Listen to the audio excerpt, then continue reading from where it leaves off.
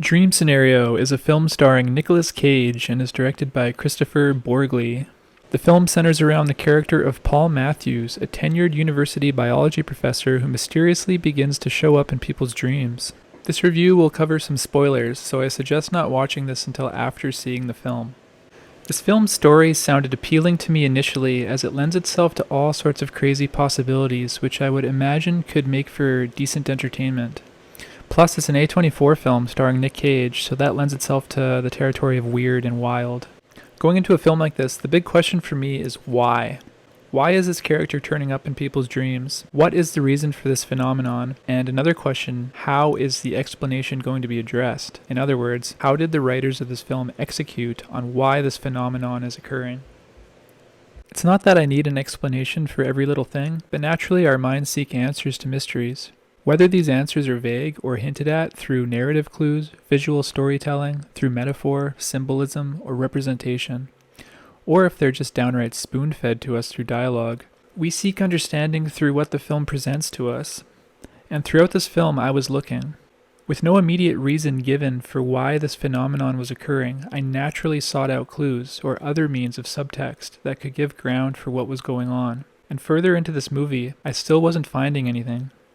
About 2/3 through, I just decided it's time to turn my brain off and take in the experience, assuming answers were probably going to be given explicitly near the end of the movie. However, this was not the case. Disappointingly, there is no answer, no subtextual clues, no reason at all.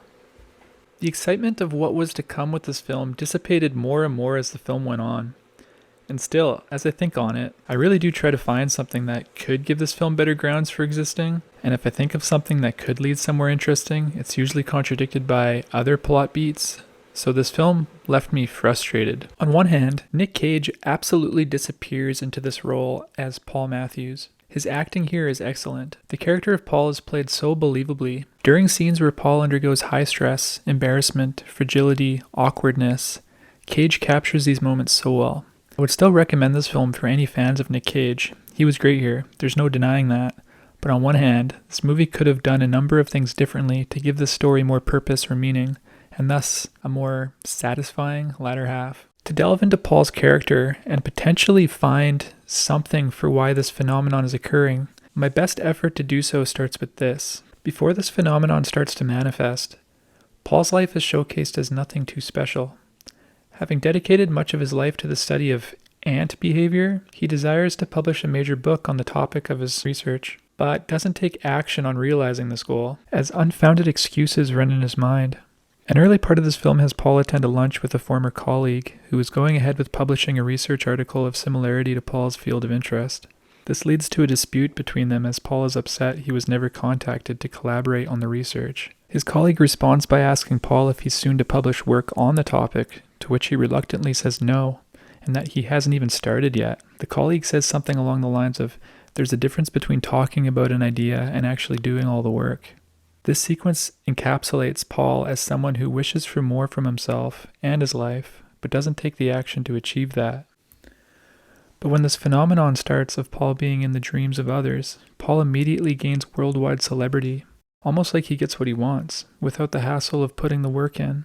Not only that, but everyone who sees Paul in their dreams says that he just tends to stand there and not do anything. These statements here suggest to me that perhaps these dreams reflect the man that Paul is. But again, there aren't really grounds for this theory, as much as I wish there were. So my take is that, perhaps with Paul deeply desiring recognition for his work in life, this desire somehow miraculously comes true for him. Though the reason for this fame isn't exactly what he imagined for himself, he shows happiness and excitement for once when students from his university cheer to see him and ask him questions. Later, Michael Cera shows up randomly as he plays some marketing lead trying to get Paul a brand deal to appear in commercials for Sprite. But Paul instead would rather use this situation to get a book deal for his research interest, an idea that isn't that cool for the marketing team. As the film proceeds, Paul realizes fame has its negatives, as his house is broken into one night from a guy who feels a need to kill Paul. And the bad doesn't end there, as these dreams that people are having of Paul eventually all become very vivid nightmares where everyone claims Paul is murdering them. This leads Paul to lose his positive celebrity image for that of a negative one, and this eventually leads Paul to lose his job, and later even his wife, as the public view of him slips into hatred and fear. So here's why my thoughts on the reason behind the phenomenon get messy. If Paul subconsciously desired fame and then received it through showing up in people's dreams, why did these dreams of him suddenly become nightmares? Perhaps another desire subconsciously took form within Paul? Is Paul appearing in dreams differently now to reflect a change in his character at this time? Well, there is also more information to add. Preceding the nightmares, Paul also learns there are erotic dreams of him as well, as one girl from the marketing team desires to recreate a dream of hers that she had of Paul in her apartment. To keep on track with my thesis that Paul's subconscious desires are manifesting, or his current behaviors are being reflected in people's dreams, this would have to suggest Paul's erotic side is manifesting, perhaps through a desire to fix a sexless marriage or increase erotic encounters in his life. But again, there isn't really any evidence for this to be considered for the argument. As I said earlier, there isn't really anything to run with for answers here. As much as I like this idea that this phenomenon came to be through a potential subconscious desire, it's much harder to stand by this take when up against no evidence whatsoever for why these nightmares begin occurring. But as an attempt to understand why this is all happening to Paul, I could suggest that perhaps through being overwhelmed and tired of the fact that he is in the spotlight and that this phenomenon is even occurring, Paul manifests as a killer in people's dreams as a symbol of putting an end to all of it, or more or less, killing the phenomenon. There is a sequence around this time where Paul is walking through his neighborhood and receives an arrow through his arm. After realizing he's being hunted, he begins to run. He then gets hit by a second arrow, and before receiving a finishing blow with a third and final arrow, Paul sees that he is being hunted by none other than himself. Which is pretty cool and all, but then we realize that Paul was only dreaming. The scene really had me think for a moment that the story was going to take a turn and we were finally going to get some semblance of answers for what's going on. But nope, it was just a dream, and the movie continues. But seriously, this would have been a great point in the movie for some new turn of events to come in and shake things up. But oh well. The movie comes to an end with Paul in the dream of his wife, recreating a scenario she desired from earlier in the film. Paul wears the iconic oversized suit worn by Talking Heads frontman David Byrne, and then rescues her from a fire. They walk peacefully together down a road before Paul begins to float away, where he says, "I wish this was real." We can see here that Paul is experiencing peace and happiness in this fleeting moment in his otherwise lackluster life. And it is the only time we hear Paul make an explicit wish or desire like this, unlike the subconscious ones I'm reaching desperately to find. As much as I wanted there to be more purpose for this phenomenon to be occurring, there really is none.